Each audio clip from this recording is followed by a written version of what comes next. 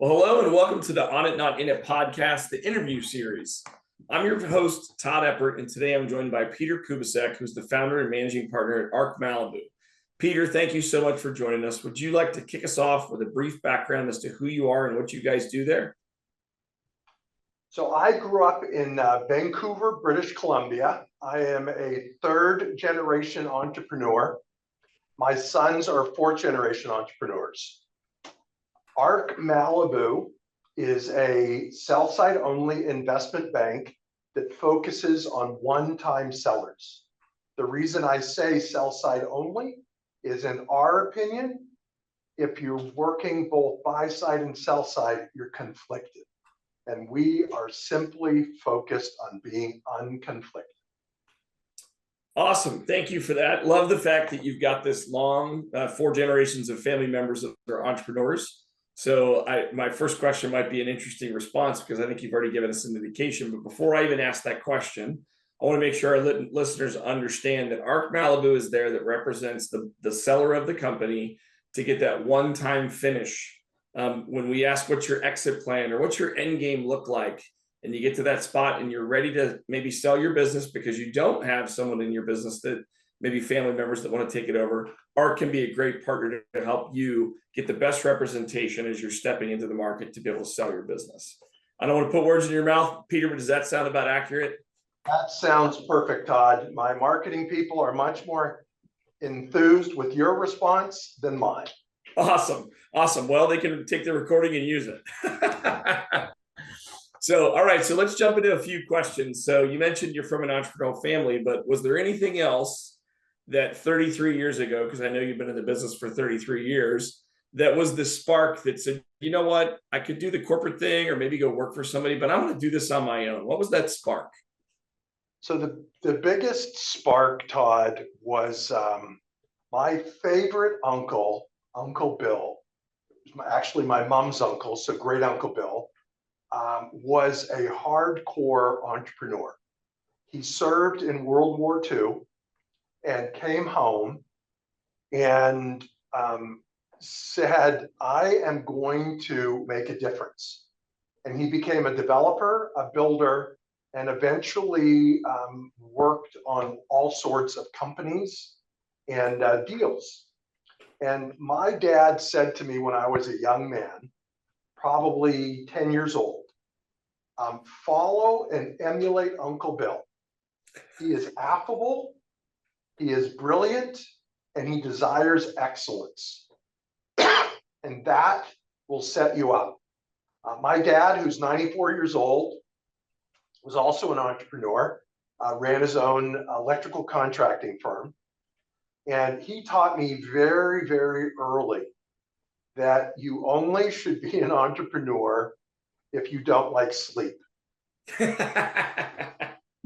My dad would start work most days at 4 in the morning.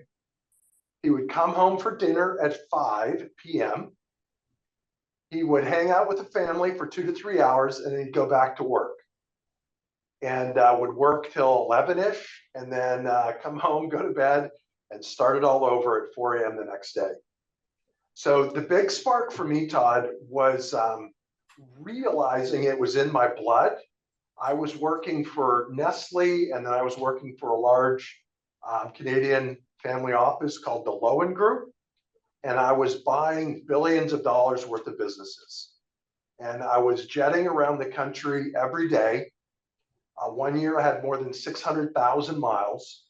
And I looked at my wife and said, I think we should be doing this differently. Be home more often, which of course now 30-something years later, am I really more home more often? Last week I was in St. Louis. The week before that I was in California. Next week I'm in New York City. So I'm gone a lot. But I'm gone a lot based upon making decisions for myself and for my partners and for my family. Yeah, that's great perspective, Peter. So a couple things there that I heard, obviously, was your dad was a big influence, as was your uncle.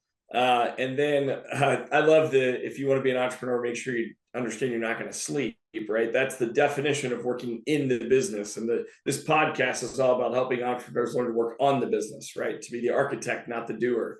But yeah, that's a great example. But so the couple things that I want to pull out of there is when you travel, it's by choice. It's for your partners. It's for your business. It's for your success, rather than working for someone else who is saying, hey, I need you to go here and here and here. And I can really relate to that, Peter, as a COO. I used to call myself the sniper bullet because my boss would shoot me wherever he needed me to go. So I can totally understand that perspective.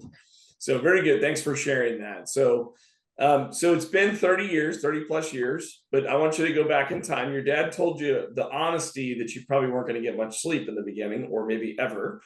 But what were some of the other misconceptions that maybe you came into the business world owning your own business and said, oh, I learned that along the way? It was funny. I would walk, we lived on a lake, and it was about 2.5 miles around the lake. And my dad and brother and sister and I would walk around the lake quite often. And he would tell me stories of working on big projects. And he would explain to me that there was always a cost. And one of the costs he would describe is dealing with people that he would determine were less ethical than he desired to work with. And that he would charge them 10, 20, 30% more than he would have someone that was honest. And he would just assume that they would figure out a way to regain that, and he would end up at +1, +5, but he would be on the plus. And I didn't understand him when I was 10 years old, 15 years old, 20 years old. I didn't understand how there were people that truly would just desire to spend hours, weeks, months figuring out a way to get the upper hand. And at this point in my career, I do all I can to vet those type of people out early and avoid them. But that was some great advice that he gave me. He also instructed us in the whole area of your soul and ensuring that you are protecting your soul. That by being ethical, by being a person of your word, by being quality character, by having excellence, that you didn't have to worry about what you had said, because what you would have said was accurate. It might not have been said in a way that was perfect. It might not have been what they wanted to hear, but at least it was the right thing to say. That has gotten me into a lot of trouble over the years, Todd, because it was gospel in my family. Yeah. There were times that I would say to someone that didn't probably need to hear or want to hear what I had to say. And some people, some friends are blessed by that. But today, by praying and listening to God and being a lot more mature than I was when I was 25, I make decisions on what am I going to say. It's not that I won't give truth. Anyone that knows me knows I give a lot of truth. It's that I hopefully do it a little more graciously. Excellent. Excellent. Thank you for sharing that. So I sense that you've picked up a little EQ along the way. You've learned how to maybe tell the truth a little, not tell the truth, but do it in a way that's maybe a little bit more graceful, like you said. Very good. Very good. So again, 3 decades at this, you've got a very successful business. We could see your boardroom there with lots of chairs, which means you probably have lots of people that are important to your business that sit in those chairs, right? So you built a really nice business. So just if you can give us a glimpse, what are some of the challenges that you're still faced with today? What are the new things that you're challenged with? So the first thing that comes to mind is I'm sure everyone is perpetually challenged with knowing when do you expand and when do you hold pat? We were approached yesterday about potentially partnering with another group in a different part of the country that has seen our successes and seen our excellence and our delivery. And they have similar skill sets to us. And they wanted to be able to capture the essence of what we do, not franchise, but partner. And it's trying to figure out, are those the people that we want to be partners with? When does it make sense to be comfortable with the organization you have? And when does it make sense to expand? Our hope, we're spending a lot of time and energy on expanding the next generation of leaders and partners. And we are excited by the people that God has given us in our company. And it's trying to make sure that we have all of the right people, all in the right seats in the bus, so that we can all be successful for many years to come. Excellent. Okay. So it's not finding people, it's actually making sure you're developing the talent that you have, which is really, really important, I think. It is finding, developing those people, but it's also finding people that are younger than the partners, but have additional experience in different areas, so that there's not a leadership gap. So we have a number of people in their 60s, and we have a bunch of people in their early 40s and 30s. And Nice. Other people that would be a good cultural fit, that would be good for all of us to have as growth partners, and as people that have knowledge that, as you understand, and I'm sure your listeners understand, that are those wisdom. Our young people are breathtakingly intelligent. I've been around Wall Street, I've been around large corporations, and I've never been around a brighter, more gifted team. And we are more than pleased to advance with that team. But they ask us, are there others that can walk alongside us so that we're all succeeding together? I really like that. That's interesting. So, and I don't want to delve too much on, because I don't want to dig it, but I think this is really important for our listeners to understand. So someday, obviously, you're going to get to your end game. I'm not trying to ask you that question or when that's going to happen right now. But what you're doing is you're intentionally putting people that are younger, that are bright, and then you're instilling the culture and the importance of how you do things at ArkMalibu, so that when someday you move forward, your business is going to move forward with the culture that you're designing into it today. Does that sound about accurate? As I think you recall, Todd, we believe in what we call the 4 boxes. And we analyze every company that we work with according to the 4 boxes. What is their financial positioning? What are their successes, weaknesses, constraints around financials? What is their go-to-market? What are their operations? And most importantly, what is their culture? Yep. What are their values, beliefs, and habits? And as we believe that, and we apply it to our own business, it's making sure that the values, beliefs, and habits are very thick and are captured and are repeated and are executed against. It's what we expect of our clients, and it's what we expect of ourselves. Excellent. No, I love that. Thanks for sharing that. I do know that, but our listeners do not. And so that's a really good model to share with our team on how you represent what you look for in the companies that you're going to help get the best in the marketplace when they're ready for that decision. So, okay, so let me pivot a little bit on you.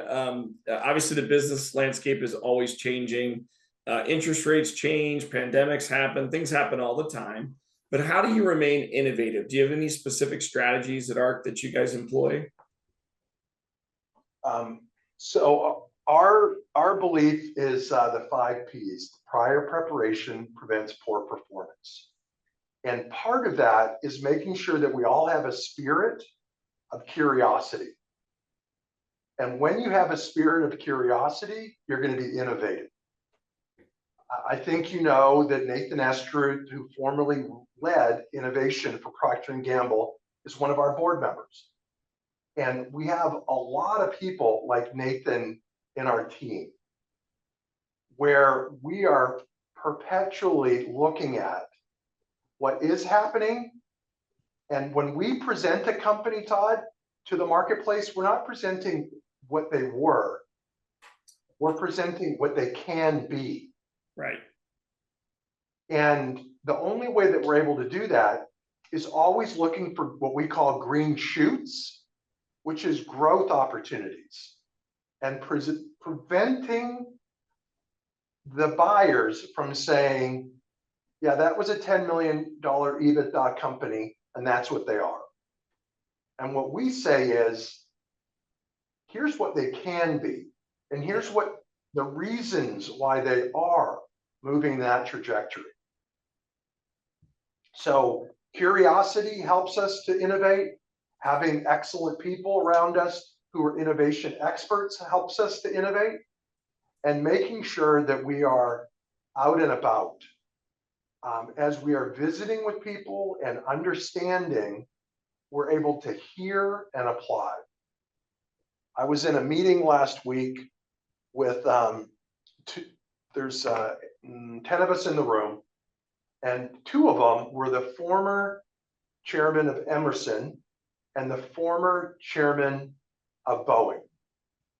And I'm looking around the room going, why am I in this room? How did the security not say the founder of ArkMalibu doesn't make sense against the rest of these bios? And they are still creative thinkers, and they're willing to meet with people that potentially, because they both work with growth companies now that they're retired, and they're always interested in what people are seeing. Many people don't understand, Todd, that in today's marketplace, there's more than $1 trillion of cash on corporate balance sheets. There's more than $1 trillion of cash in private equity funds, and there's more than $1 trillion of family office cash, all chasing really good companies. Several companies that we've sold in the last 9 months sold at record numbers. This didn't happen in 2017. This didn't happen in 2007. It happened in 2023 and 2024. When, as you alluded, interest rates and lots of headwinds would lead most people to believe that great deals are a thing of the past. Great deals based upon innovation and curiosity are happening today. Yeah, I love that. Thank you for sharing that. So it's not an IT tool, it's not AI, it's curiosity, right? And that's what drives innovation. I love that. You've shared a couple of things that I want to make sure that our listeners pick up on. One is your 4-box model talked about culture, not strategy. Culture trumps strategy every time. So you can make all the plans in the world. If you don't have the culture to execute what you're trying to do, it's not going to go very far. So I love that. And then you also mentioned your board members. So not asking the details, but for those of our listeners out there that haven't taken that step, board members can be very important in helping your business. They bring an outsider's perspective to help you in your business. So Peter, I don't want to go into too much on the board, but you just shared a little bit about what your board drives on the innovation side and the importance of who he was and who he is in the business world and what he brings to the board in your case. Our opinion, Todd, any one of your listeners would be wise to visit with you about coming up with a strategy on how to create first an advisory board and then a real board. Yep. And not being afraid to be strategic about where are your constraints and how could people be helpful. We have people on our board, but we also have people that are part of our senior advisor network that, just like the chairman of Emerson and the chairman of Boeing, they shouldn't be part of our network. But being strategic and then figuring out who do you share relationships with, you then have an opportunity to intelligently approach them. And if they're currently in the seat, you got 1/1 billionth of a percentage chance of having them join. When they're retired, you might have 1% chance. Yeah. It could happen. So you never know who should be part of your relationship advisory board partnership network and who might be willing to do it. Yeah, I love that. So being bold enough to ask some of the people that you never thought would say yes. They won't say yes if you never ask, right? That's kind of your point there. But it's 100% being prepared for the conversation. And what are you giving them in return? Yeah. I was on the phone with a competitor out of my hometown of Vancouver, British Columbia this morning. And he was asking me a million questions about how we have been successful and how our network has grown to be so impressive. Anyone can go on our website and see some of these people that have associated themselves with us. And he's just thinking, how did this happen? It was strategic. It was figuring out how are we helping them, and it's having fun together. Excellent. Excellent. So you're kind of sprinkling this around already, but I'm going to ask one more question before we sign off from our podcast today. What advice would you offer? What's one thing you would offer to the entrepreneurs out there that are maybe just starting out, or maybe they're hitting a wall and they're stuck? And you've dropped a few advice points already, but what's one that you would share at the end here? I don't know very many situations that are not helped when, one, you pray, and two, you ask your wife or spouse for advice. And the second, a wise friend of mine said to me, do you ever think that the voice of God often comes in the person of your spouse?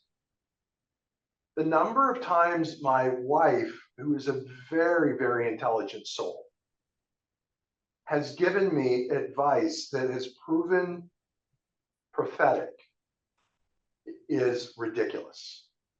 So learning early, my poor wife has endured 30 plus years of being married to an entrepreneur. We've been married almost 40 years. Would she have preferred that I stayed with a really, really, really large paycheck as an officer of a public company? Many days she would have. But she knows I'm far happier doing what I'm doing and how I'm impacting people. But again, almost no one has ever been hurt by taking the time to pray, and seeking advice from your spouse is a wise, wise thing to do.